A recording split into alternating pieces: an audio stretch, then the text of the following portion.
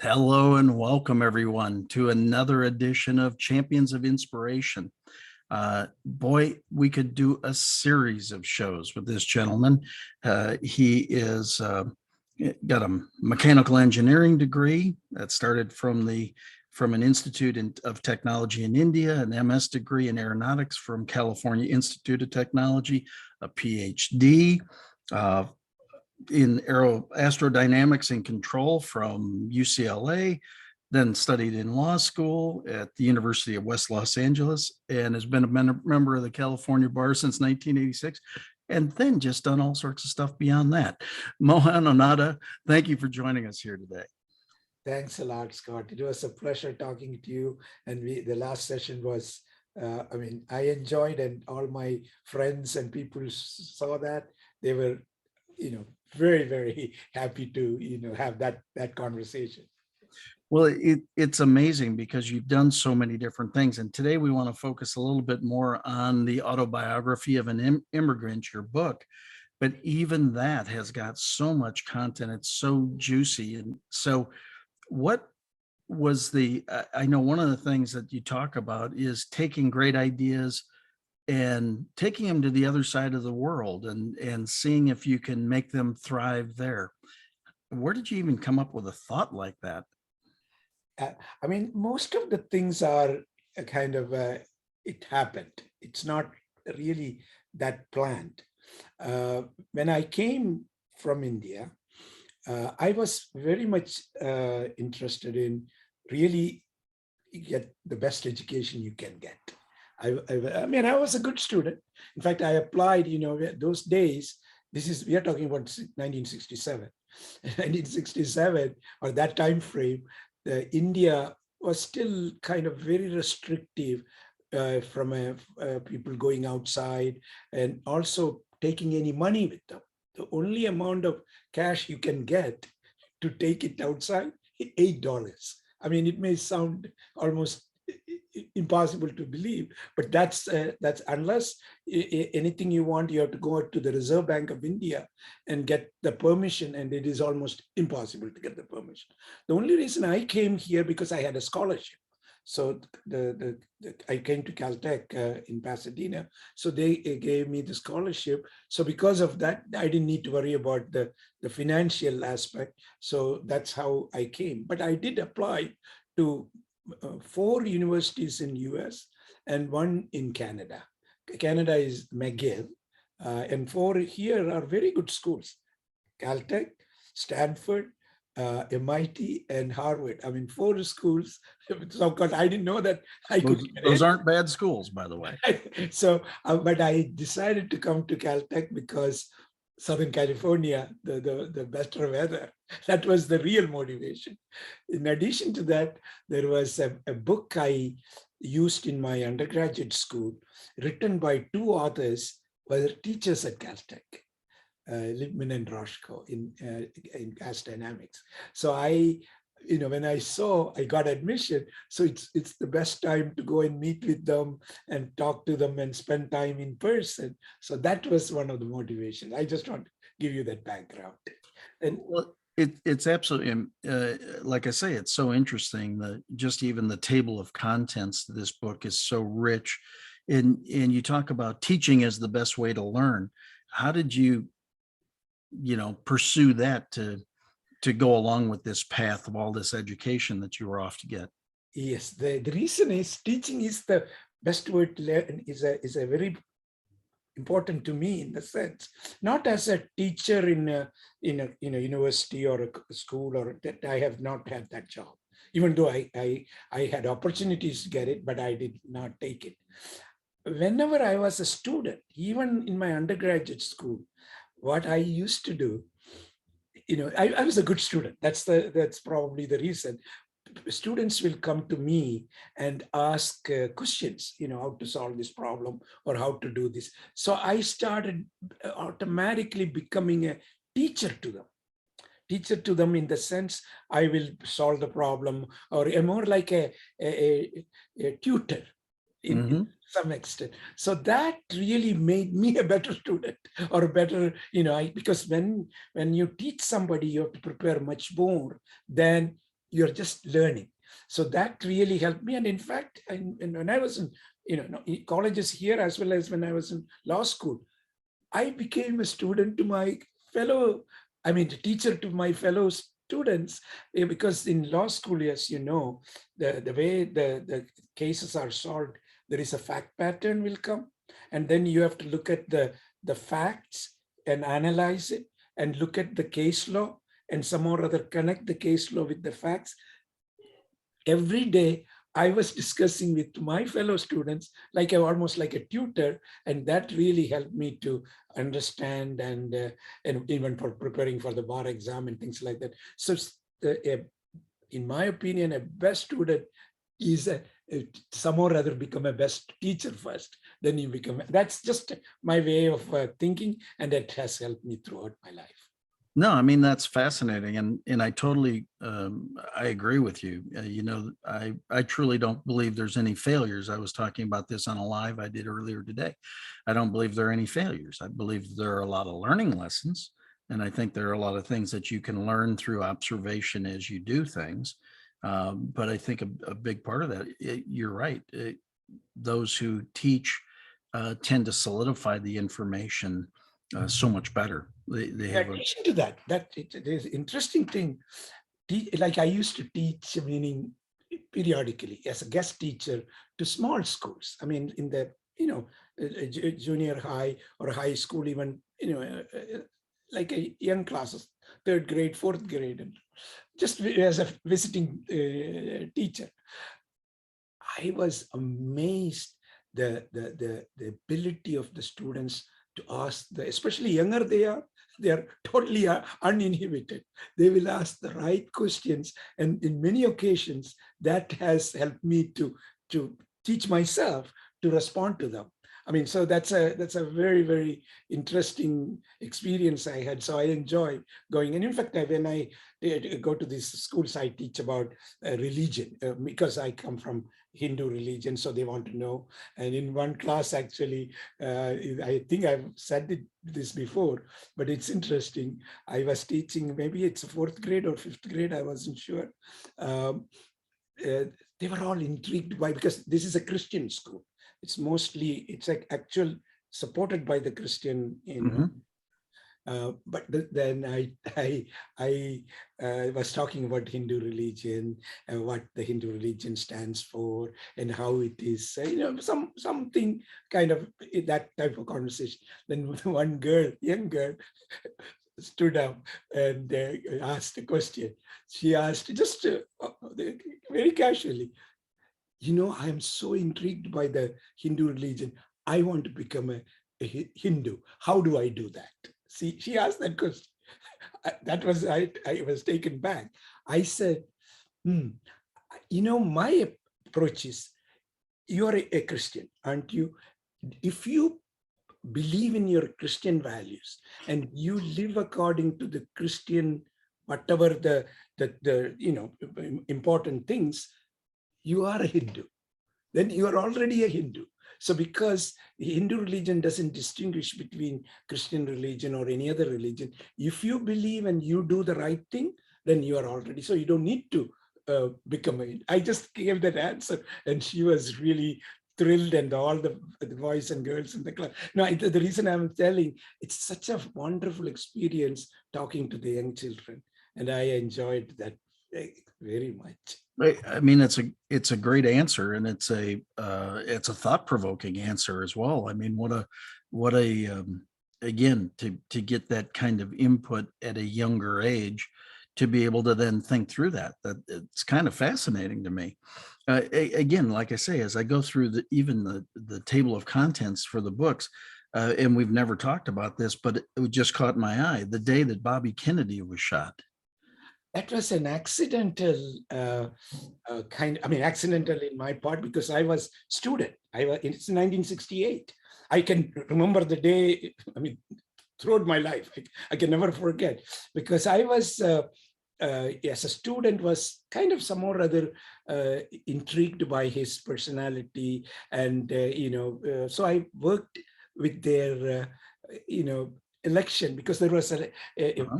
election going on in California. It was in the month of June. So I used to go to some houses and, give pamphlets for, Bobby Kennedy's thing. So finally, it so happened he won the California, and there was a function at I think it was a Biltmore Hotel, or in Los Angeles. It's not far from where I lived. So we went to. I was invited because I was a worker. I mean, a young student. So we went there, and I was almost like maybe 20 feet from home. It's packed hall. So sitting there, and he gave a wonderful speech. I can still remember the content, in the sense it's he's looking for I mean once he wins California, he'll get the nomination, and if he gets nomination, there is a high probability he'll be the next president. So so we were all very happy, and then he gave a very nice speech thanking people like us, meaning the workers, and then as he started walking down, I walked out, obviously, all of us, and went into my car, and I was sitting in but it's the parking lot was packed with cars, and because everybody is trying to leave. So I Sure. was almost ready to leave. Then I got this news on the radio that he's shot. I mean, that was like a shocking. I mean, I just saw him maybe 3 minutes or 5 minutes before. Then, of Wow. course, I stopped the car and went back and see whether we can. I mean, nothing can be done, but it was like there is a total confusion, all the police, and I mean, Sure. that is a very interesting personal experience. So I thought I just wanted to share with my Well, readers. I think it's, again, you've got such an interesting background, and we could do a complete series on this because of all of the different things you've done. So then while you were at Cal Poly, was that where you started working on the GPS and No, no, those systems, or was that after? yeah, that's later. That after Caltech, I went and joined JPL. JPL is Jet Propulsion Laboratory, which we Yeah. were primarily involved interplanetary missions. Mars mission, Viking, Voyager. There are missions to Mars, Venus, to various places, and I was more involved in because my interest is looking for gravitational fields, meaning coming up with a theory. And in fact, I worked with one of the very famous gentlemen, Carl Sagan, and we were on the same team, so on the same research team. And Carl Sagan is very, very well known as an example. So I was doing mostly abstract science, or theoretical science. I mean, of course, it all will have some applications, because he Sure. was looking for how the formation of the earth, or geophysical stuff, and I was looking universal. I mean, of course, not solving like astrophysics or any of those problems, but providing information which you can get from going to various parts of our planetary space. Then I left there because I was actually recruited to another company called Aerospace Corporation, which is a think tank for the US Air Force. The reason they brought me there, because of my space background, they were in the initial thinking of this GPS. So I came in and started actually working on the design, the architecture of the GPS, and then of course it became one of the most valuable projects in the country, and it was actually a weapon system. If you know, it was more like a force and enhancement system. So it's that, like, if you have the right navigational tool, then you don't need that many weapons, because you can go and hit the target Get directly. much more precise. But there Sure. is a catch, though. If you reduce your number of weapon systems based on GPS, if GPS is eliminated, then you are in big trouble. So there is this survivability of GPS became a major project.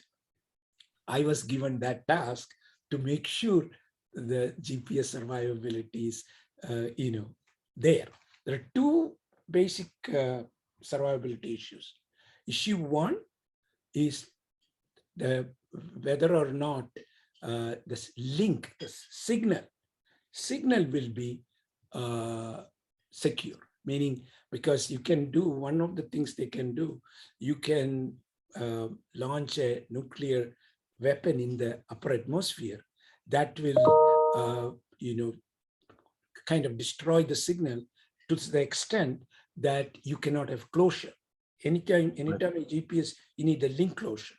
And that's called electromagnetic pulse. I mean, it's all technical stuff, but those things will create. So one of the things we had to do, and some of the details are classified, so I couldn't say, but how do you survive that threat? It's not a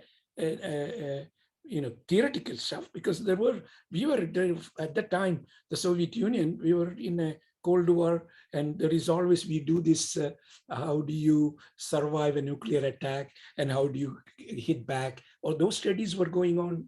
But now the GPS became a very, very important aspect of our force effectiveness. So we had to come up with that scheme. And I would say I contributed to that thing. And we went and verified it. Just to give you that, how we verified. I went to actually a place called in Norway, Tromsø. Tromsø is it's over 70-degree latitude.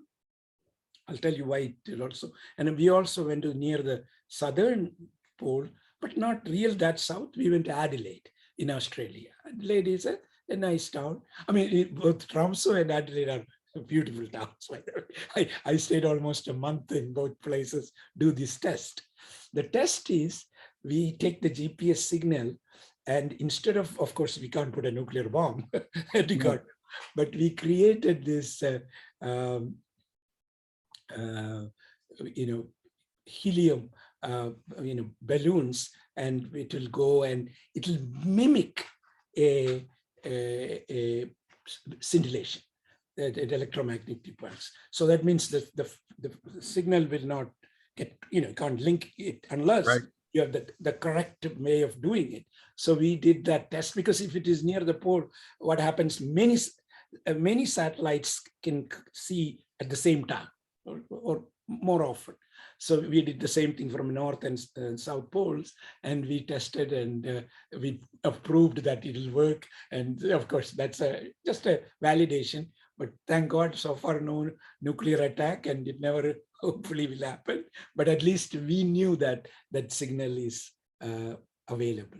Well, I think, again, I think it's fascinating that that's part of your experience. You come from immigrating to the United States to going to school, to learning, to having all these possibilities. And then, I mean, you've been I guess a serial entrepreneur would be at least one description. So how do you go from designing systems like that to then starting companies? Yes. Designing companies. How do you make that move?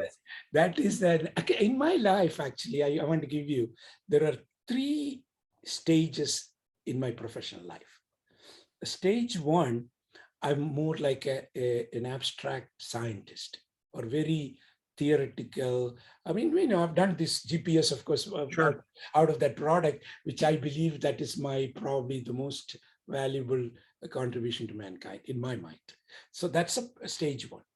Stage 2, I became a lawyer.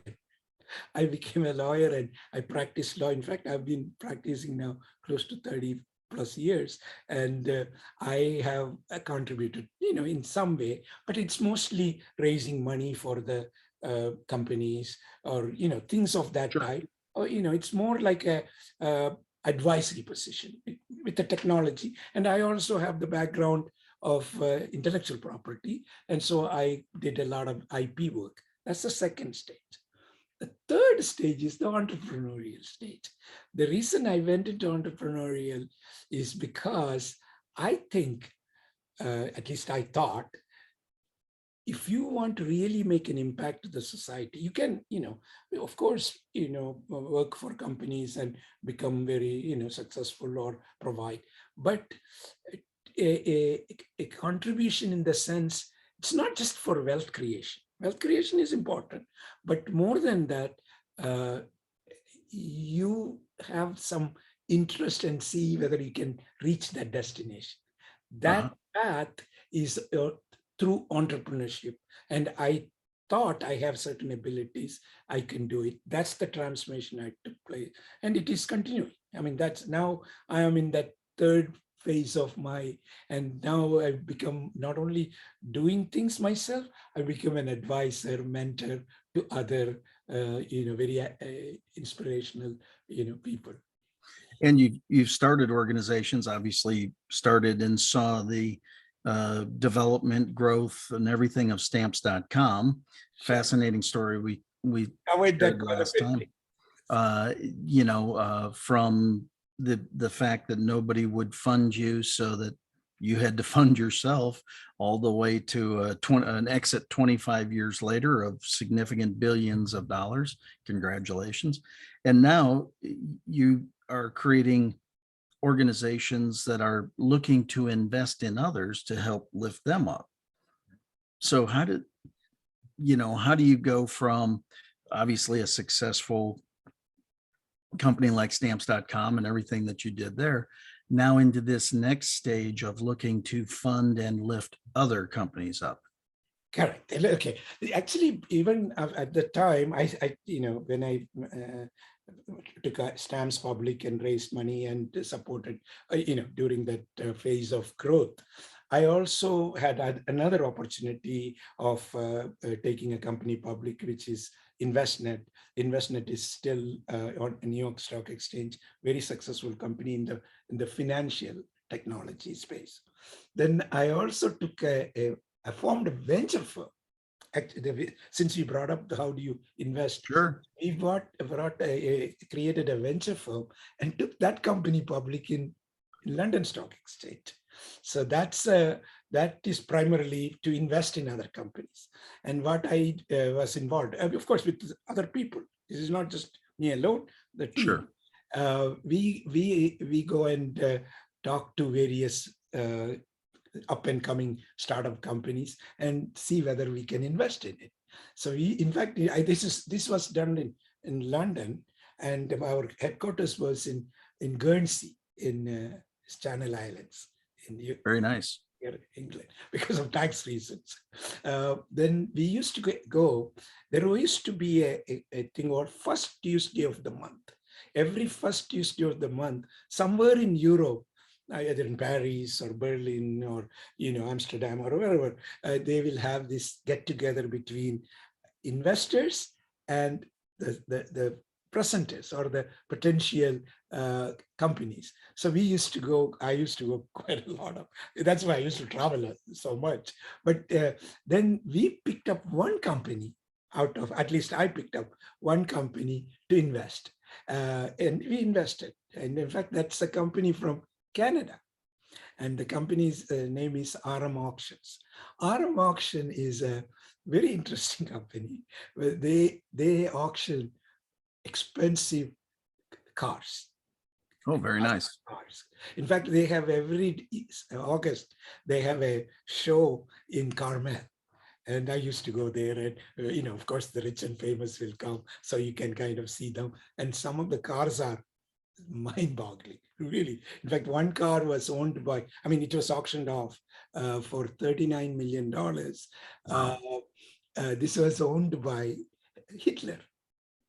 Wow. So it's a 1939 Mercedes-Benz. It's almost like a cigar-shaped car. The only reason how it came, different people handed some or other, it came to US. And the only thing it is all verification is the document, the paper going with it. Sure. So that was actually auctioned off. A friend of mine had it in his garage and then auctioned off for 39 million. So that company, then I was there with that on the board for about 5 or 6 years. Then I left, and that company was now bought by Sotheby. Sotheby owns it. It's called South of BRM Auctions, as an example. The reason I brought it up, so I have some experience in investing in companies, or not, my own funds, but part of it, but it's Sure. mostly funds. So that was an interesting experience, which gave me the thought process of how people would invest. Investing is it's an art also. It's not, you can't just go, because when you invest in wrong company, that's a Doesn't work well. bad thing to do. So, but subsequently, I of course, in the recent years, we have this called SPAC, which we talked about last time, the Special Purpose Acquisition Company, which is really not like a venture firm, but there is some closeness to it. But you're going and selling, you as a team, not a company. It's a blank check. You're selling it to the investors, saying, I am good. You give me my money, or your money, and I will find the best company. We'll find the right spot. Right path. So that path, that was the how it, right now I'm into the SPAC world, or I'm doing this, and I think I've learned a lot. I mean, the best thing you learn is by doing, not Yes. just reading. So, I mean, of course, you can read and learn, but by actual executing or implementing and going through the whole, then all the difficult parts. So that is the best way of learning. So I'm in that process right now. That's awesome. So as an immigrant, what's next for the United States? What's going on? Where do you see this whole thing going, and what lessons do you want to continue to pass along? Yes, I think that's a tough question. That's really, because Well, if we're going to have them, let's have a tough question. when I see today, I mean, of course, today we are in a kind of in a bad situation with what is happening in Ukraine and what Russians are going into, and the thinking of a possible conflict like that. And of course, my relationship with the Department of Defense, and I worked many years trying to save America from any kind of such disasters. But now we are kind of looking at the possibility of repetition of what happened in the late 30s or 40s in a Second World War period. I hope it doesn't become a Third World War. So that's a fear. I mean, as we speak, it's happening today. It's very hard to believe. We just went through the pandemic, or we are going through still, but this becomes added. I don't know how, like, young children or people in Ukraine will be going through their mental agony. War is, whether it is right or wrong, that's the wrong way to solve the problem. People should sit down and talk about it. But anyway, I have no way of, contributing to anything to that. But the reason I'm saying in America's strength, in my opinion, is really because everyone, most of, other than local indigenous people, everybody came from somewhere else. Yeah. Everybody is really an immigrant, either this time or many generations ago. People came. In fact, when Italians came, they were thought to be, outsiders. But they now, of course, they're all born and raised, and several generations of Italians are here. I mean, I like Italian food. In fact, I go to Italy more often, and that's like almost my second country. So that's the reason I just talked. But the immigration is the best thing here. Me, I came actually, as I told you earlier, as a student. I was really planning to go back. I mean, go back to because that's where my family, my, kind of roots. But then I saw the opportunities here is amazing, because you can not only achieve things, you can contribute. And this is like, as in my book, I said, the world is shrinking. So it's really, of course, if you look at it, those days when I came, in order to get them, some communication, the phone, you have to reserve, what they call, you have to make a trunk call. And trunk call, you have to, I mean, the phone system in India was not that good. So it's almost very difficult to talk to them. So if you write a letter, it'll take 15 days to go Wow. and another 15 days to. But today, everything is instantaneous. I mean, most of the people use what's called WhatsApp. WhatsApp is you Yeah. can immediately you are there. I mean, so the things have progressed. So world is it's really, really small. So immigrants, when they come here, the best generally, the best and most hardworking people come, so they contribute. That's how the economy, and of course the US is I mean, I've traveled all over the world, most places.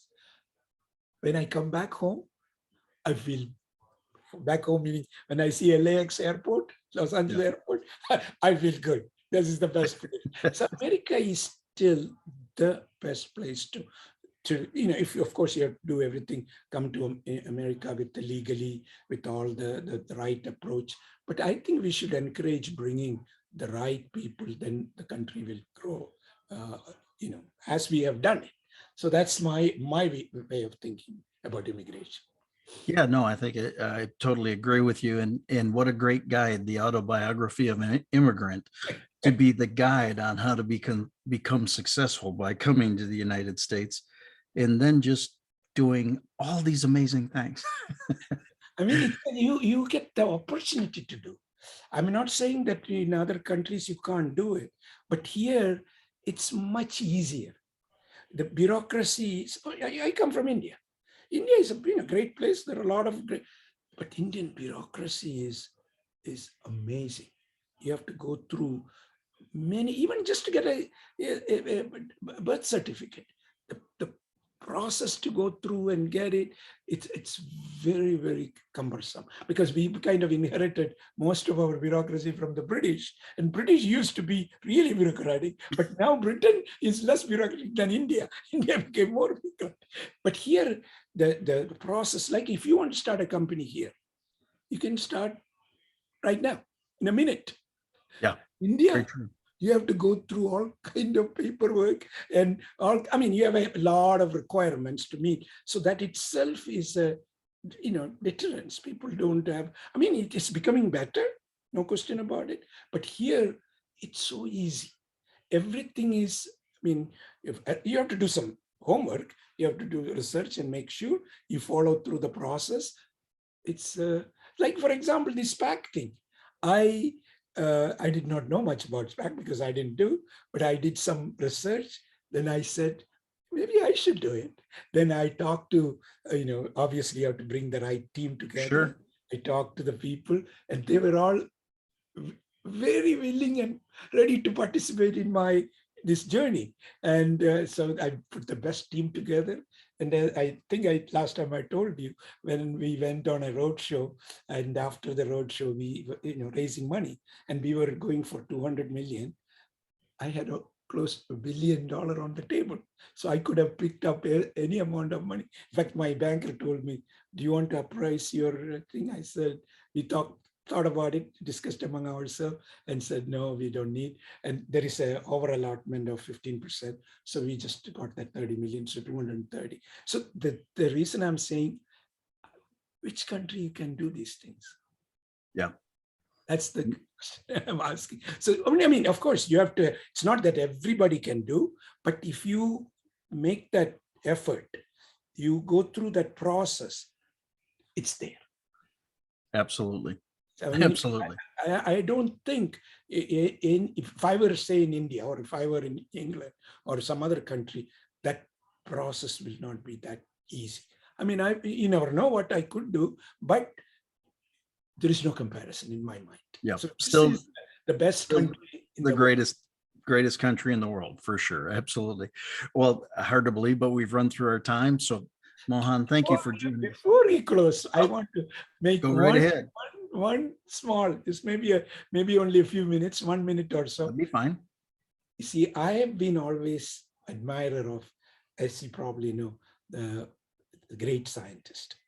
And Einstein, of course, I am, very a student of physics. I've done some work in that area. But Einstein told not me, to the world, including Told me. us.